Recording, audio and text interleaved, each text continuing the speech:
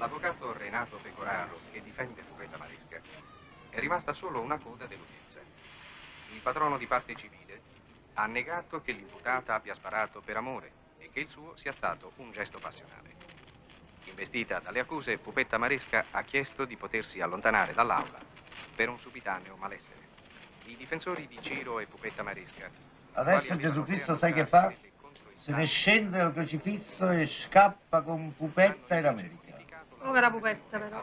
Perché? A te non piacerebbe Gesù Cristo come innamorato? Ma che dite, professore? Sto pensando a che la povera Pupetta che si trova in galera. Vabbè, oggi capito. Franco, studia sta televisione.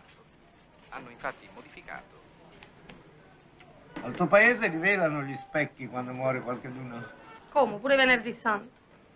Allora, casomai morisse qualcheduno... Sempre corno facendo, professore. Adesso è meglio che andiamo. Grazie. Grazie assai, professore, arrivederci.